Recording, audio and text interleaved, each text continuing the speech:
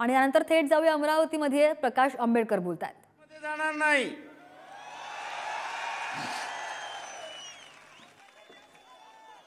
जेलमध्ये सोनिया गांधी पासून इतर जण जाणार आहेत। यांना म्हणालो मोदी वाघ म्हटला तरी खातोय आणि वाघोबा म्हटला तरी खातोय, मग दोन हात करायला भीताय कशासाठी? दोन हात करायला भीताय कशासाठी? वाघ म्हटला तरी खातोय, वाघोबा म्हटला तरी खातोय।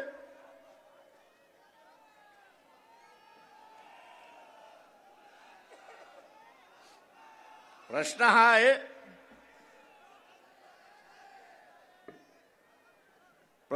आहे,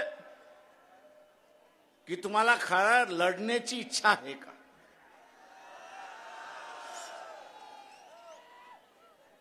काँग्रेसवाल्यांना विचारतो, तुम्हाला हरवण्याची इच्छा आहे का?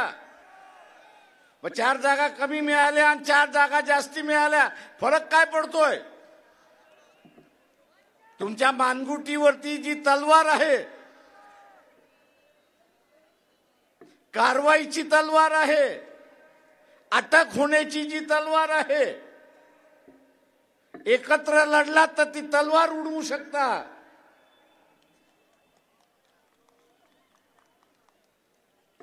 पण भिवून लढायला लागलात तर ती तलवार तुमच्या मानेवरती पडल्याशिवाय राहणार नाही, हे लक्षात घ्या। आणि म्हणून म्हणतो, युती केली तर वाचाल, युती नाही केली तर जेलमध्ये जाणार, एवढं लक्षात घ्या।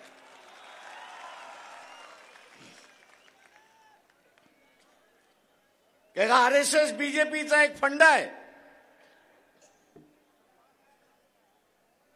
दैदेवान फुंडकर इथे बसलेले आहेत।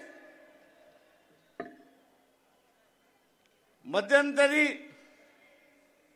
मोहन भागवत अकोल्याला आले होते। दैदेवान फुंडकर यांना म्हणालो की पोलिसांना सांगा की आम्हाला असणारा निवेदन द्यायचं आहे। मोहन भागवत यांना निवेदन द्यायचं आहे। पोलिसांनी निरोप पोचवला, त्यांची भेटही झाली। ते म्हटले RSS मध्ये निवेदन घेण्याची पद्धतच नाही। अरे कोणाची समस्या असेल तर तो निवेदन देईल, कोणाला काय मांडायचं असेल तो ते निवेदन देईल। ते हे एवढे हिटलर आहेत, हे एवढे हिटलर आहेत की आम्ही चर्चा करणार नाही, आम्ही चर्चा करणार नाही, आम्ही निवेदन देणार नाही। आणि निवेदन घेणारही नाही। हे काय दाखवतंय? ही एकच गोष्ट त्या ठिकाणी दाखवते, आणि ती म्हणजे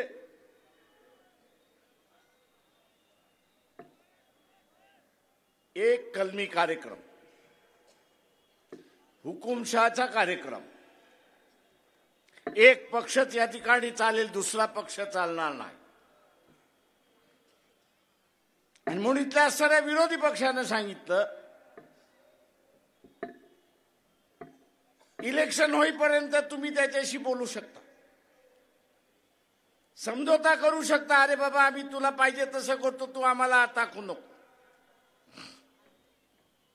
पण लोकसभेचं निवडणूक झाल्यानंतर, नरेंद्र मोदी सत्तेवरती बसल्यानंतर तुम्ही काय त्याच्याशी बोलणार?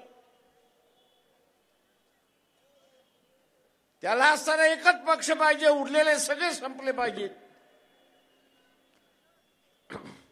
आणि उरलेले सगळे संपले पाहिजेत असं धोरण घ्यायचं असेल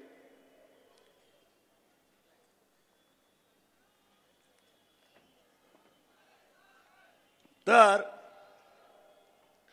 उरलेल्या सगळ्यांना संपवणं ही त्याची गरज आहे।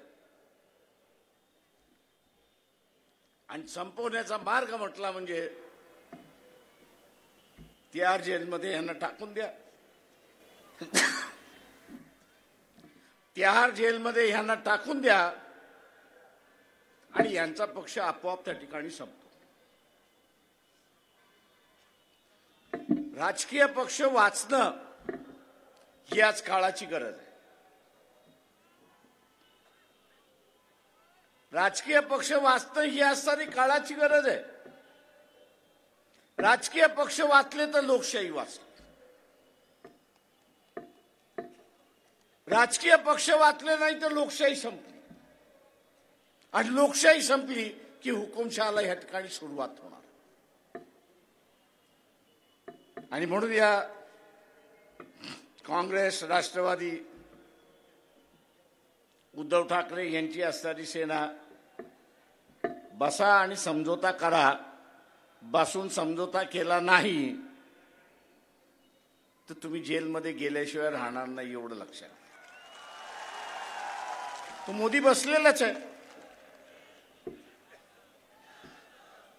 आम्ही काही सत्तेवरती नव्हतो, मंत्री नव्हतो, त्याच्यामुळे चोऱ्या मोऱ्या करण्याचा प्रश्नच येत नाही. जे सत्तेवरती बसले त्यांनी चोऱ्या मोऱ्या केल्यात असं मोदी म्हणतोय. खरं किती खोटं किती कोणाला माहिती. कागदावर काळा करायचा, काळ्यावरती कागद करायचा आणि मोकळा होत जायचा, अशी असणारी परिस्थिती आहे.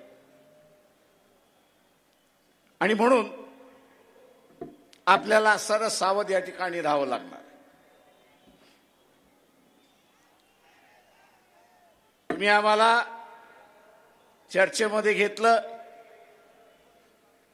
तर आम्ही तुमच्या बरोबर आहोत.